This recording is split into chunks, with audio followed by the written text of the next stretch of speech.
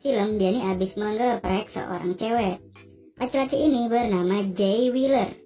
Jay mempunyai hutang yang cukup besar pada seseorang, sehingga dia itu diancam sama orang tersebut. Jay juga ternyata terlibat dalam sebuah aksi kejahatan. Jadi, dia harus menghabiskan waktu untuk menjalani hukuman sosial di rumah sakit jiwa. Di sana, Jay menjadi tukang pel lantai. Walaupun lagi menjalani hukumannya, Jay masih aja sempet-sempetnya mabok sama pasien di rumah sakit itu cuy. Dia pun dimarahin dong sama dokter di sana. Jay pun diancam, kalau dia sampai berbuat masalah lagi, ya dia bakal bener-bener dijeblosin ke penjara. Nah, singkat cerita, pas dia mau pulang dari pekerjaannya, dia ini ngelihat ada salah satu pasien yang mau digeprek sama pasien lain. Insting manusiawinya Jay pun berontak. Dia pun akhirnya menyelamatkan pasien itu dari cengkraman pasien yang mesum. Jay pun bilang ke pasien itu kalau dia harus bisa jaga diri. Tapi, sentuhan tangannya Jay inilah yang membuat pasien ini menjadi kelepek-kelepek. Dia pun langsung berlari mengikuti Jay. Gila loh, diikutin orang gila. Di sisi lain, Jay ini tuh kehabisan duit. Dan dia kan juga harus bayar utang nih ke orang itu. Kebetulan adiknya dia tuh mau nikah. Jadi dia pikir nggak ada salahnya dong buat datang ke kawinan adiknya. Siapa tahu nanti dia bakal dikasih duit sama orang tuanya.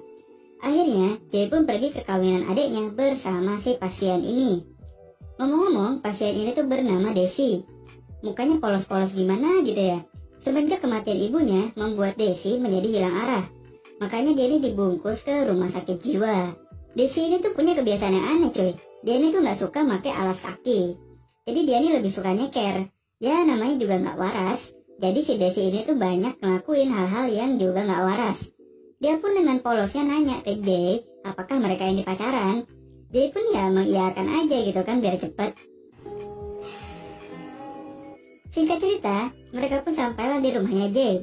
Wow, gila gede banget ya rumahnya. Jay pun lalu masuk dengan menggandeng Desi ke dalam rumahnya. Dia pun bertemu dengan ibunya Jay dan langsung dikenalin kalau ibu ini pacar saya. Jay pun bertemu dengan ayahnya.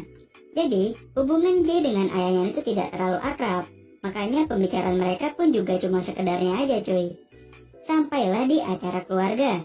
Desi pun turun dengan pakaian yang sangat cantik bertemu dengan keluarganya Jay. Jay pun senang karena Desi nggak gila-gila banget ketemu keluarganya.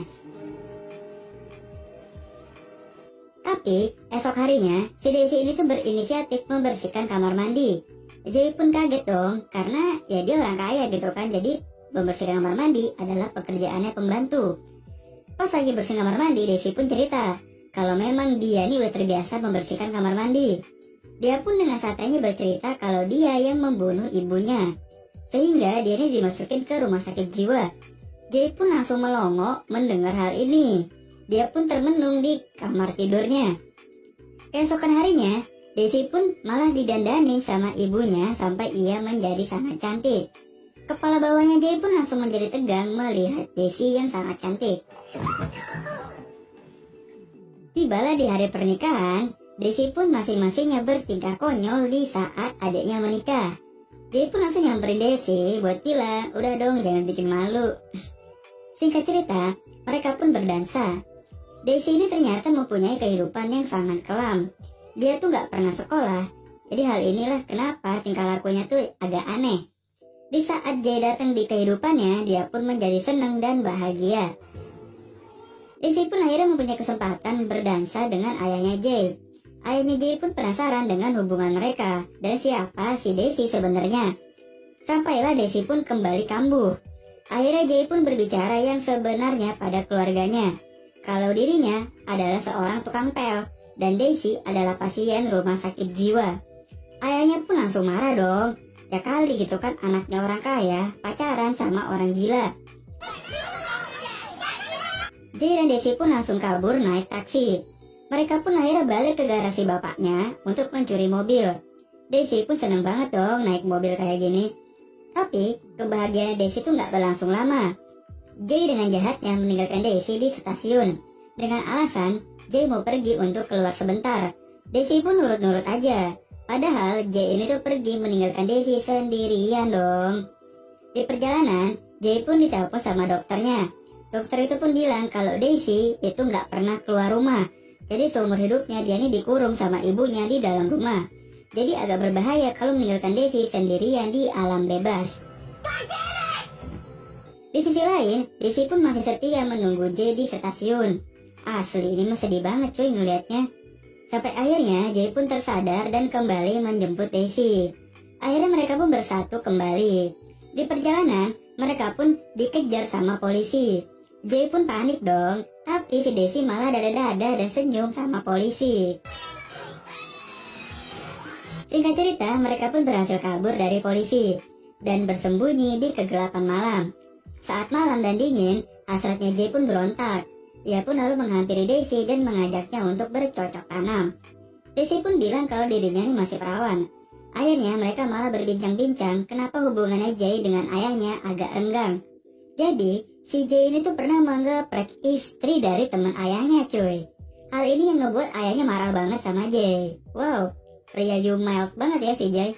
Keesokan harinya, Jay dan Daisy pun mampir ke sebuah pasar malam gitu lah ya.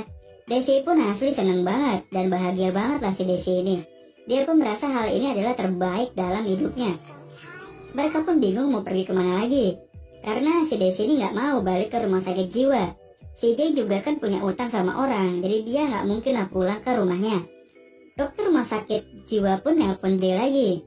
Dokter ini pun mengancam Jay kalau dia bakal ngelaporin polisi karena Jay ngebawa kabur pasien dari rumah sakit. Nah, si Daisy pun dengar hal ini. Dia pun jadi sakit hati melihat Jay yang ternyata gak sayang sama dia. Daisy pun membawa kabur mobilnya walaupun nyetirnya muter-muter doang sih. Dan sampai akhirnya mobilnya pun nabrak sebuah besi yang sangat besar. Mereka pun berakhir dengan duduk di sebuah kafe. Jay pun sekali lagi bertanya pada Daisy, apakah benar dia yang membunuh ibunya? Daisy pun menceritakan kejadian yang sebenarnya. Kalau ibunya ini mengidap skizofrenia. Jadi sering membayangkan dan mendengarkan halusinasi yang berlebihan. Sampailah suatu hari, Daisy melihat ibunya sudah meninggal. Jadi dari sini kita tahu bahwa yang sakit itu adalah ibunya cuy, bukan si Daisy.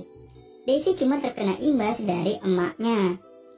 Nah, lagi enak-enak ngobrol, tiba-tiba datanglah para polisi yang dikirim si dokter. Jay pun dimasukin deh ke penjara. Singkat cerita, orang tuanya pun tahu dong.